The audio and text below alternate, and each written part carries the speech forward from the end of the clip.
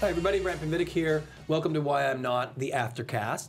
I am joined with my guest on the earlier podcast. If you heard Why I'm Not a Politician, you heard Jack Burkman, the #1 lobbyist in America, give us some real insights into the business of politics. And it was very fascinating, so I invited him back to the studio to have a little bit of a deeper dive, to talk a little bit more about lobbying as it's sort of like this, almost like a secret society that goes on that we all kind of know is happening, but none of us really understand. And so, Jack, thanks for joining us again. Brant, the pleasure is all mine. So, really, I think the one thing I got from our conversations, we've known each other for a couple of years now and worked together, and so I've always been a little bit fascinated about sort of politics and the business of it and being behind the curtain. We want you to run for governor, but that's another story. That's a whole other story.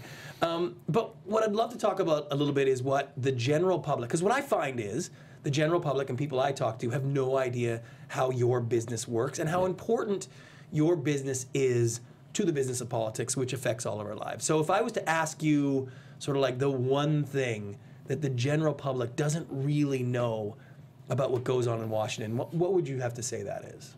Lobbyists run the government. The government is, it's a little less so under Trump, but lobbyists by and large run the system. They run the Congress. Under most presidents, they run the White House. They even, to some degree, run the courts. You know, when Congress does things, Congress doesn't even have the staff to draft a lot of the things it wants to draft. Do you think Congress, with those kids they have working there, 28 years old, do you think they can draft the health bill? They can't.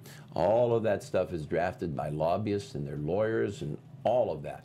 And that's what you have to know. Lobbyists run the government, lock, stock, and barrel.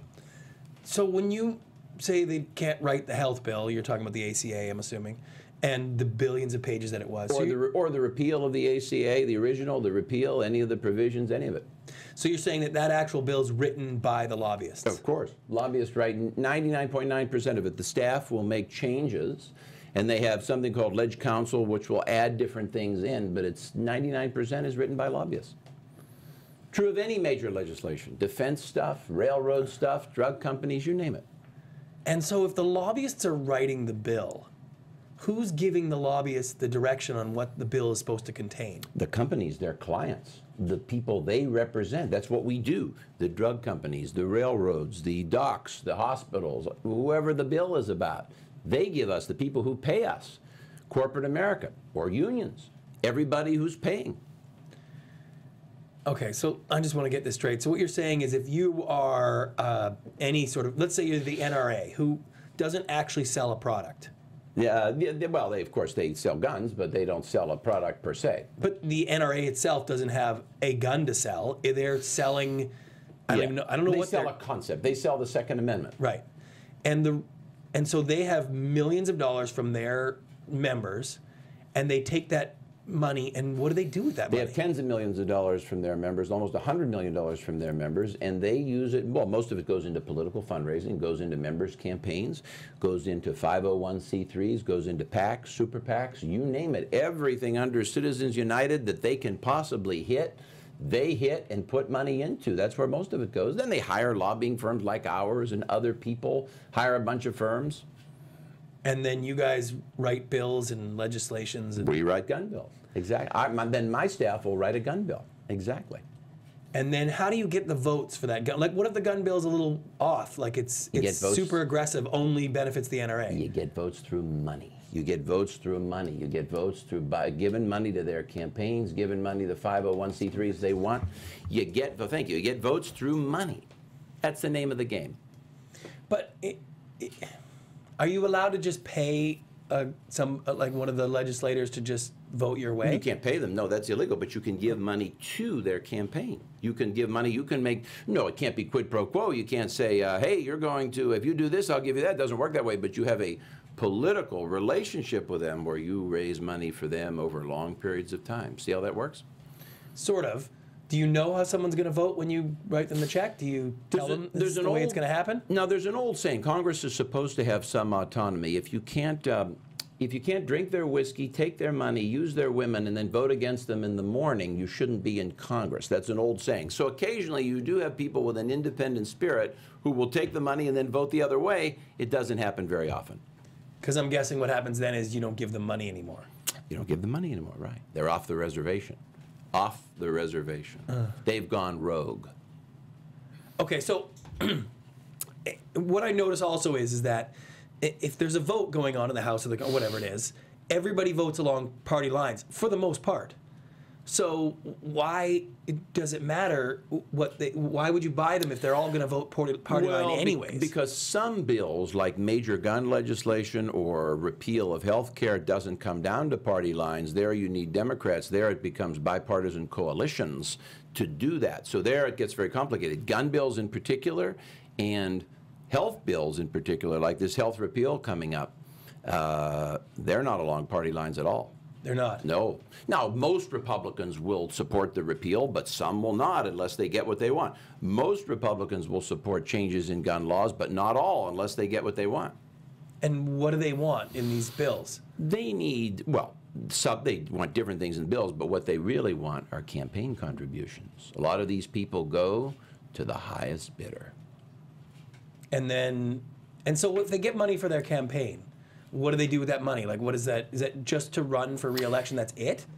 Well, basically, yes. If you are a U.S. Senator, you need to raise about $10 million a year from the moment you are re-elected. From the moment you are re-elected, you need to be raising several $100,000 a week, about $250,000 a week, or you will be out. That is, let's say you, Brant Pinvidic, are elected in 2018 to the U.S. Senate in California. November 4th, 2018, you'd be good. On November 6th, on Monday, November 6th, 2018, you need to start raising money immediately. You can't take a week off. You need $250,000 a week every week for the next 6 years. Okay, a couple questions with that. One is, where do I get that money? You get it from people like me. You would call me and 100 others like me. Maybe 200 others like me. You call organizations, you call rich people you know, you call heiresses, you call anybody. You got a long list of people and you sit in a little room all day and make calls for money. That's what you do. And I basically say, hey, I need money for my re-election. I know I just got elected yesterday, but I need money. You say things like, as you know, early on you're calling the political pros like me, and you're saying, well, we know we have to start stockpiling. We don't want there to be a primary. If we don't have enough money by this point, we could be primary. We got to start now. We want to be with you. We're with you. Give us, Okay, so I'm saying I'm with you, Jack. I want to do what you want to do. Give me some money. I need my weekly vig is $250,000. Jack, where can I get $250,000? And then we'll say, well, we'll help you here and there and here and there, and call Joe and call Mike and call Bill. We'll get everything we can. So we'll do everything we can. Maybe 50 of that I can do. Then he's got to call 5 more me's. And so you'll get $50,000 to me from who? From my clients. Mostly from my clients, from their PACs, from organizations I know, from other people I know, mostly from my big clients, like the NRA. Like Planned Parenthood, like various companies, you name it, Lockheed Martin. So Lockheed Martin might give me some money. Do I have to call Lockheed Martin and say thanks and do a favor for them? Or if the head of Lockheed Martin calls, I have to take that call and he says, hey, I want you to show up at my sister's birthday party, or I want you to vote my way on this new... They rarely will fool around their sister's birthday party. They want your vote. And if they want my vote. If you don't vote, well, then you've gone rogue. You're off the reservation. They go like this to BP. They say, well, that's enough for BP. Now we're going to move on to the next one. Because the theory is the only reason Lockheed Martin has money in the system is that they have some legislation that they're trying to get passed that benefits them. Every day of the week. Every day of the week and twice on Sunday. They have defense appropriations bills, defense authorization bills, the Joint Strike Fighter, the presidential helicopter, oh God, all kinds of Air Force projects, you name it. And your job is to go find people like me who just got elected who will vote the way they want for money. Fresh green newbies. Fresh green newbies that we can bring into the system. That's legal. Sure, it's legal. You can't do quid pro quo. We don't do quid pro quo. What we do is political relationship. Right. We don't do quid pro quo.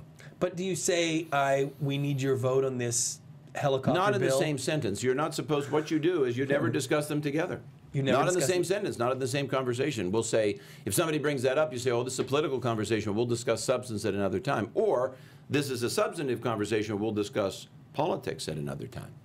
And by substantive, you mean this is a financial conversation? No, substantive would mean legislation. So let's say we're sitting with Senator Brant Pinvidic in 2019 talking about the Joint Strike Fighter. And let's say you and your staff bring up money. They say, what are you going to do for us? We'll say, oh, no, we can't discuss that now. We'll discuss that in another call that's a political call. So then literally you could call me an hour later and be like, let's talk about the money. That's it. And is that how it works? That's how it works. Now, you shouldn't do it on the, they do it, but you shouldn't do it in your office. You should go across the street to a place that's a non-governmental building. Or walk outside on your cell phone. Shouldn't do it in the government office. Or go into the lobby, because that's why they're called lobbyists. Or go into the lobby. Right. That's the way it works. So I just want to be perfectly clear how this works. I get elected. You come in and you talk about the fancy law that you guys want for this helicopter thing that makes it so basically Lockheed Martin is the only person that can make this helicopter. And I say that's an interesting point. I hear what you're saying. That's really cool. I'm tempted to vote for that. I'll have to think about it a little bit. Well, then you and I go to lunch, and at lunch across the street, you say, you know, I have $30,000 I could donate to your campaign. And during that lunch, we're not going to talk about any substance. We're not going to talk about that bill because we just talked about it 20 minutes ago. We're going to talk about politics at lunch. Right. And hence you see the corrupting of the virgin. Right. Corrupting of the virgin. And your job specifically is to go manufacture that situation as many times as possible. To corrupt as many virgins as I can, Brent. That makes perfectly evil sense. Now, how has it changed over the last, let's say, 20 years, 30 years, 40 years? Has this system got better, worse, easier, harder? What's going on? It's gotten much worse because the television ads go up. Like if you look at markets like Philadelphia, there are TV ads for 1, 2, 3, 4 states, 5 states. It's so expensive. The ad rates, what the stations charge for ads, go up and up and up. So it's just getting much worse. Now, the Donald brought some change in that the Donald didn't spend a lot of money in politics. Remember I told you the Donald was bringing some new change? Lobbyists don't like that because he's kind of beyond the control. He didn't spend a lot of money in the presidential campaign. He doesn't need a lot of money. The Donald is a little bit independent. Now, he'll need money because when he runs for re-election, he'll need as much as $3 billion. He's not going to spend his own money. So the Donald, within 2 years, will be sucked into our system and control. But right now, see how that works? But right now, he's a little outside because he didn't have to raise a lot of money. But we're working on getting our tentacles into him. Oh, and how do you work to get your tentacles into him? Like what's going to happen over the next... His needs for money are growing. So got it. What happens is Congress is pressing him to raise money for members. He's putting them off right now. But if he wants votes on the health bill, health repeal, he needs that. So he'll need money. The White House is going to start to need money. Slowly, lobbyists, and then his reelect in about a year, he'll think about his reelection. So the lobbyists are starting to do, the clause. They're coming in. Clause. And so will the other Republicans start to lean on him because they need money? And if he does stuff that doesn't work for them or isn't great, it'll make their fundraising harder? Or? Well, presidents usually raise money for Congress at dinners. They all want, if you're running for re-election in California and you're a Republican, you want the Donald to come out and headline a big event for you. And at that event, you raise money. So you need the Donald there. You want the Donald to raise money. You want Paul Ryan. You want Mitch McConnell. You want everybody to come out there and raise money for Brant. So when you look at someone like President Obama, who he was a relative outsider to the political system. Complete outsider. But he needed tons of money at the time. He found it in people like George Soros. He found it in a lot of left-wing billionaires who were eager to support him. Right. He found it. He became the front man for a lot of left-wing billionaires. I've often said Obama's kind of a dressed-up, he's Malcolm X in a Brioni suit. That's how I have described Obama. Because he's really... he's just velvet smooth. I mean, he's the front man for a lot of left-wing billionaires. And so did that make your lobbying job harder because he had a bunch of money from places that you didn't control? Or? Obama was a bit unusual because he was very dependent on lobbyists, but certain lobbyists and certain tributaries which were beyond the control of most lobbyists. So the Clintons are more mainstream. They deal with everybody. Reagan, Bush, those are mainstream people. They take from everybody. Obama took from few. Now, as Obama went on, the financial needs were exploding, so he started taking from everybody. Got it. Obama talked about draining the swamp, too, but he grew the swamp. He grew the swamp to record proportions. The swamp always grows. Trump's talking about draining it. I guarantee you in 2 years, the swamp will be a lot bigger with more mosquitoes. I guarantee you. Well, I had said that before.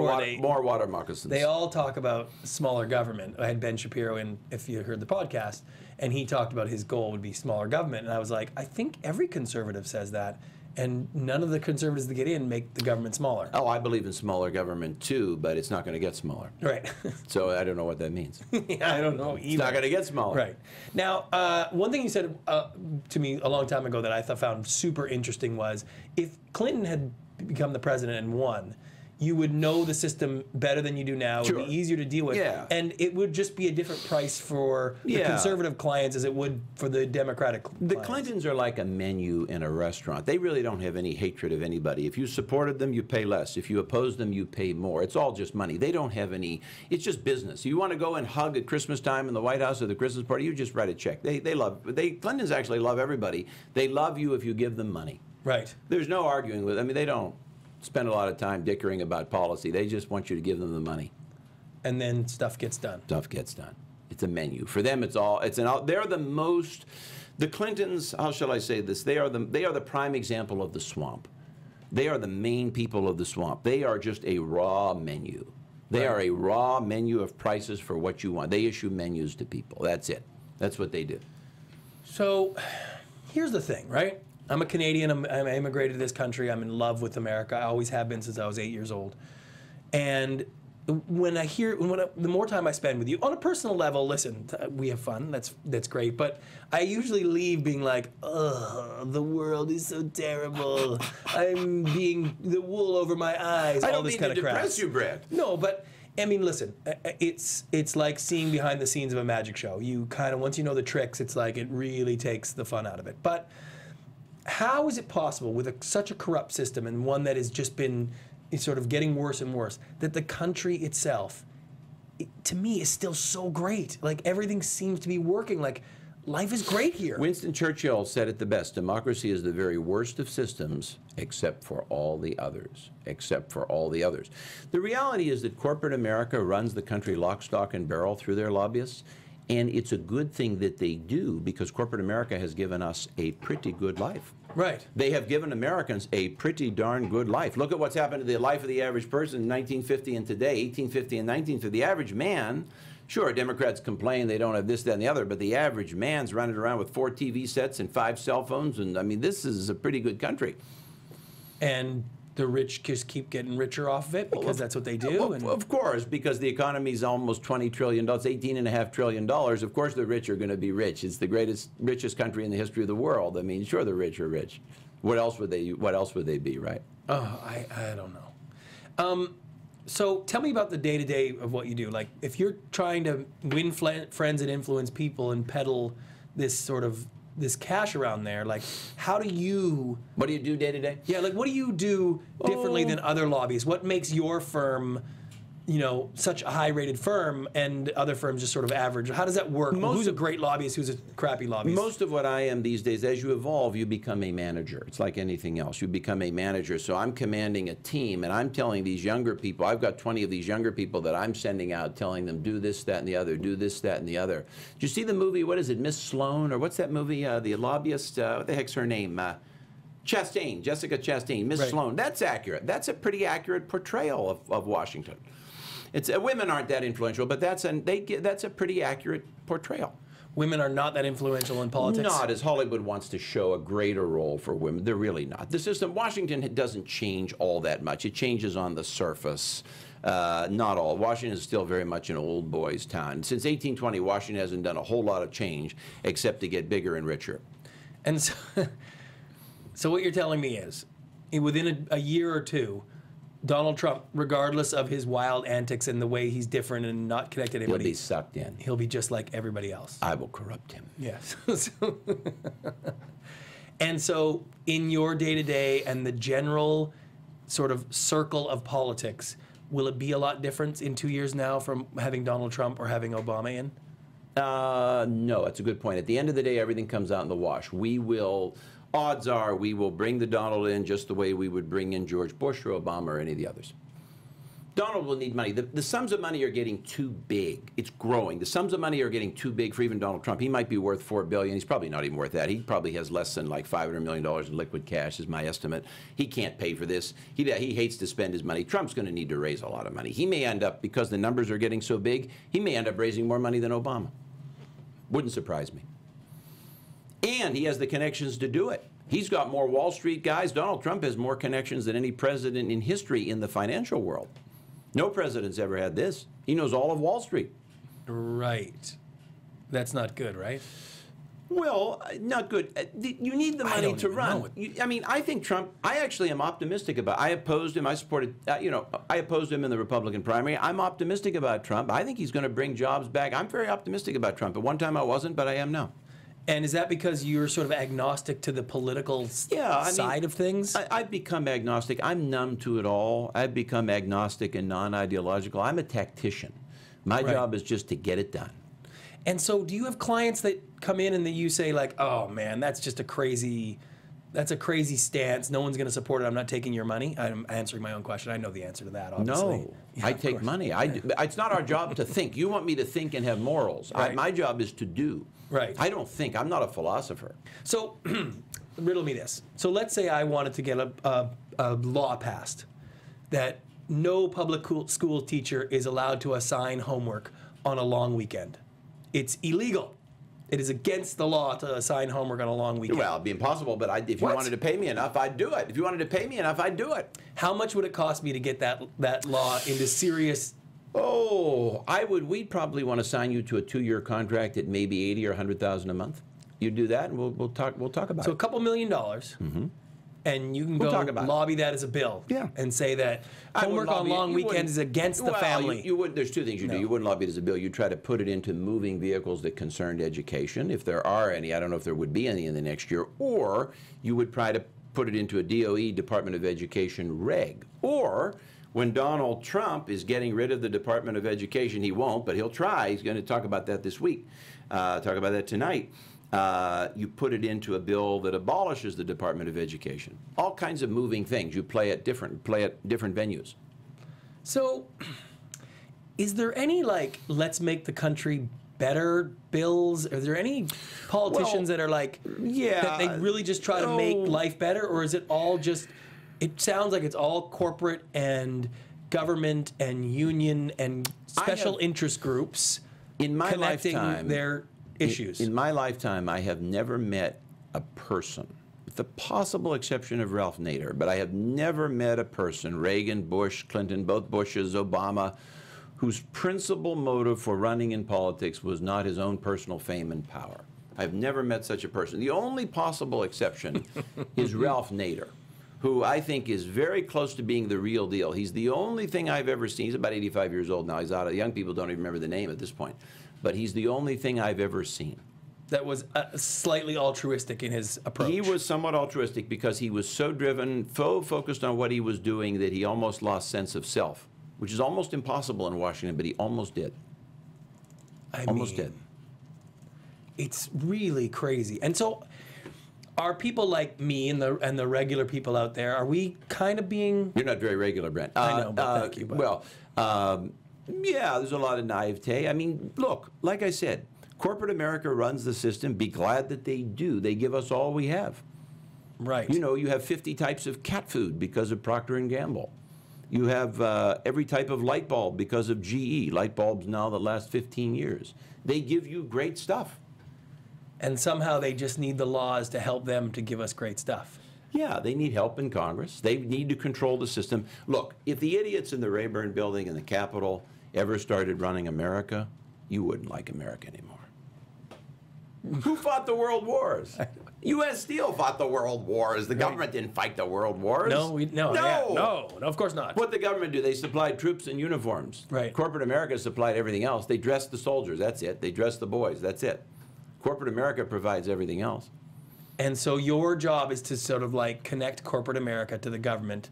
The government connects it to We're the liaison. regular people. We're the brokers. Exactly right. We're brokers. All right, so let's talk social issues. Because I feel like if I had to pick one topic that people get so hyped up about, it's the social issues. And so you're on the inside of this stuff. Is gay rights going to get overturned? Is Roe v. Wade, could that get overturned? Is that a real fight that people need to be concerned about, or is that stuff already down the river and gone? Gay rights is probably decided. Trump has no interest in the issue. My guess is it's gone. I mean, maybe if you could There are a lot of old liberals on the Supreme Court. If Trump wins re-election, he could put in as many as 5 Supreme Court justices. So maybe at some point in the distant future, somebody would look at a gay issue again.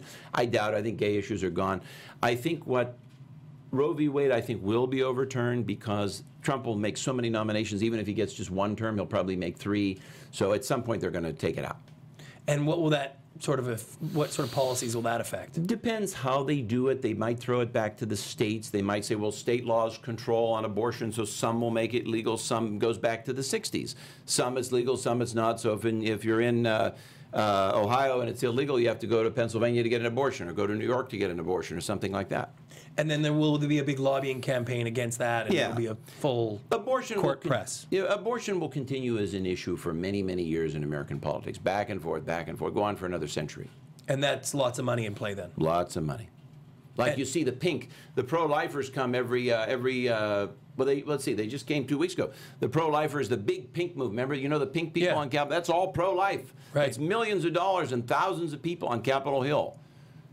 Pro-life banners. So the idea is that they rally money from their individual constituents, people donating them $50 or $100 here and there. That's a big part of it. They pool all that money together, and they hand it to someone like you, and they say, go get us this abortion things turned. And you say, okay, I'll try my best. Bingo, that's about right. Money comes from the big group to the brokers. Actually, to 2 levels of brokers. Comes to me, then it's a pyramid. It's like a Ponzi scheme, a pyramid going all the way down. I give it to other brokers, and then they, think of it as a pyramid. Got it. And then exactly the other side, your client, Planned Parenthood, gets money from donations and the government, and then they take that money and give that to you. Yeah, it's all the same concept. The concept is the same in either party. Like here, let me tell you something. Here's something that none of your listeners will know. Good. You see a rally in the street, whether it's a liberal protest, a conservative protest, whatever the heck it's for, civil rights protest, whatever it is, pro-life march. They are all of these things are bought and paid for. College kids do not wake up in the morning, make a sign, put on the right shirt, and go to protest at exactly 9:45. It doesn't work that way. You need consultants to organize them like an army, pay them, give them food, beer, all kinds of things. Porta potties, toilet, Yes, organize the whole thing. It just doesn't happen. These protests just don't happen, where all the kids assemble and they're ready to march. No. Who pays for that? Who organizes that? It's money. On the left, it's George Soros, puts in probably $1 billion a year, money to do this kind of stuff. He probably spends $1 billion a year in politics. And the right and left will organize their protests, because the theory is that will raise them more money. Same thing on the right. Same thing on the right. The right does it with pro-life. Yeah. The right does it they do it with pro-life. Pro-life protests are the same way. All of this is organized. I mean, the same color clothes. Look how coordinated protests are today. You know they're organized. I mean, it does seem like there's a lot of that going on. Like they're really, but I mean, I have lots of friends who go to these protests and they sort of make signs, and so they sort of blend in with everybody else. I guess that's the idea, right? Yeah, I mean, it's 99% of this is very organized, coordinated, and paid for. Make no mistake about it. Right. Make no mistake about it. Because that's the way the world wants to operate. That's the way it is. Right now. Don't live. And get rid of all these. Get rid of all of these. Just get rid of all of the delusions and the idealistic crap and the ideological crap. Get rid of all that. Because it's all going to happen the way it's going to happen, no matter what happens. Because it is the way it is. The system is the way it is. All of this ideological stuff has nothing to do with anything. It is what it is, and the system will grind on. And so, what could change the system a bit? What are the things that could happen? Guys like Trump that come in and don't need anybody's money to run. But now they do, because the numbers are getting so big. But Trump made changes in the system because he came in 2016 and said, I'm not taking a lot of money. Took a little bit, not a lot. Not enough to have your hooks into them yet. Not enough to have hooks in. No, we will have the hooks in. We don't yet. Now, thing to remember with Trump is that I don't think he really expected to be president until election night. So he wasn't going to spend a lot of his own money because he felt it was money down the drain. I don't think until the last day or so Donald Trump ever thought he would be president. And I think when he won, he was shocked. And I'm assuming everybody in Washington was shocked as well. Everybody was shocked. I was shocked. The whole world was shocked. I don't think Donald Trump had given 1 minute to post-election prep. I don't think he'd spent 10 seconds thinking about it because he assumed he would lose. Right. I don't think he wasted 1 minute of his time thinking about that. it felt like everybody in the world assumed he would lose from the very beginning. Me too. And it didn't quite go that way. Yeah, it was a shocker. Wisconsin and almost winning in Minnesota, and then Michigan. That just was a shocker. Wisconsin was a shocker out of the blue. Right. Nobody saw that. Nobody. And so, is that the kind of thing that could happen again? Or will you guys in the lobbies and in Washington sort of try to put some fail-safes to make sure nobody slips through the cracks again? The Republican Party will be fortifying in Wisconsin and Minnesota, Michigan, Pennsylvania. They'll be fortifying in the Rust Belt. The Democrats are going to fortify in Colorado, Nevada. They want to make sure they're going to win the Hispanic vote. Democrats doing well with Hispanics. They're growing with Hispanics. Trump didn't do as well with that as African Americans as we thought. He did better than the average Republican, but not what we thought he'd do. All right, so Jack, let's talk a little bit about what you're doing next. You're working on a show that's basically Anthony Bourdain. Yeah. For politics. That's right. Each week you're going to be going across the sort of aisle and into the Washington elites and everywhere you can't get into normally and take the viewer on a sort of a view of what's happening in politics. That's right. And what you can't see behind the glass. Exactly. Tell me how you're able to do that. It's modeled, well, it'll be modeled on my old radio show, Behind the Curtain. We're going to give them tidbits that they don't see anywhere else. See, cable news is largely... They're captive of the system at this point. The ratings are so big. They're like the old CBS News. They need to get the interviews. Fox and CNN, MS, they're all the same. They need to get the big interviews so they can't really break stories. They can't tell dirty things about members of Congress. They won't get the interview, right? We can and will say anything. This is uncensored, unscripted, unfiltered for the first time. First time in American history. Two things. You have a show with a lobbyist, about a lobbyist, and unfiltered. Totally unfiltered, totally unbeholden to anything. And why are you unbeholden to anything at this point? I don't care anymore. Now I want to tell the story. I don't care. I've made enough money. I don't care about all that stuff. I want to tell the story. And what story do you want to tell? The truth. Oh. The truth, the whole truth, and nothing but the truth about the American system, just like I'm telling it to you here and now. And so each week you'll take me into various offices and meet congressmen and anything that's going on, any bills. We will show you the deep, dark, dirty secrets of Washington in real time as they happen. We'll take you to the fundraisers. We'll take you to meet the Congress people. We'll take you behind the curtain everywhere. But why would they want to talk to you? Why would they do that on TV? Well, they know me, and members of Congress like exposure. They like exposure. They like TV. They like money. They also like television. Most love it. Now, we will also accost some people. This won't always be friendly. We know where they go. Unlike a lot of people in the media, we know where these events are held. We know where the secret events are held. We know where the fundraisers are held. We will bring our cameras into these events. Wow. And are there like relationships in Washington, D.C. that people would be surprised that people have? Like, I think we all assume that the Republicans are on one side, the Democrats are on the other side, and they never speak. And if they were alone, they might actually get into a fight somewhere because they're just so opposed against each other. Is that really the way it is? Or is there a lot more mingling, co-mingling? Most of that is for TV. It's more that way than it used to be, but believe me, there's a lot of bipartisan cooperation on a lot of issues. Behind the scenes, behind the curtain, there's a lot of bipartisan cooperation. And is that seeing it now in healthcare. Is that because they want stuff for themselves? Like when they want to decide their term limits or how much they're getting paid or how much time they get off, they all just get together and figure that out and nobody notices? One thing you have to understand, the two parties cooperate to keep themselves in power. They write themselves into law. So when it's time for the big stuff, they cooperate and keep other parties out. Ever wonder why there's not third parties? Because the two parties write themselves into law. They write ballot access. States have laws that say, Congress has laws that says, ever wonder why there aren't 100 people on the ballot in November? Why does it have to be just a Democrat and a Republican and maybe a couple of others? Why aren't there 200? Because the law prevents others from doing it. And who makes the law? The Congress. The Democrats and the Republicans. And then, but you would write that law. I would write the law. See how this works? So the Democratic National Committee and the Republican National Committee would give you money to write a law that makes sure that nobody else could, in theory, ruin their two-party system. Bingo. Out of the park. Grand slam. Now I got it. You knocked it out. Gone. Out of the park. But the Democrat Committee and the Republican Committee, they're not public entities. they're not part of the government. They're private entities. That's they right. can do whatever they want. They're 501c3s. Right. They are private entities, but of course they influence Congress. So it's not they're not voting. Congress is voting on laws. Right. And that's why when they're choosing a leader, they kind of can decide with like, you know, where the Bernie Sanders Hillary Clinton issue came is that entire organization had already anointed her, and Bernie Sanders was kind of in the way. That's what it felt like from an outsider. Yeah, that's right. She had taken control. Debbie Wasserman Schultz was essentially her staffer. It was one of those occasions where the Clintons had taken over the Democratic National Committee. Debbie Wasserman Schultz was effectively working for Hillary Clinton, so Bernie Sanders was cast out. And it was the establishment wanted Hillary Clinton because they didn't think Bernie Sanders could win the general. Maybe a mistake, because times were changing. Maybe he would have beaten Donald Trump. Oh my God. We don't know. And it did feel like the Republicans and Reince Priebus, his only job was to make sure Donald Trump didn't get the nomination. That's right. Priebus was opposed to Trump because the establishment didn't want that. But then when Trump was nominated, Priebus got in bed with Trump.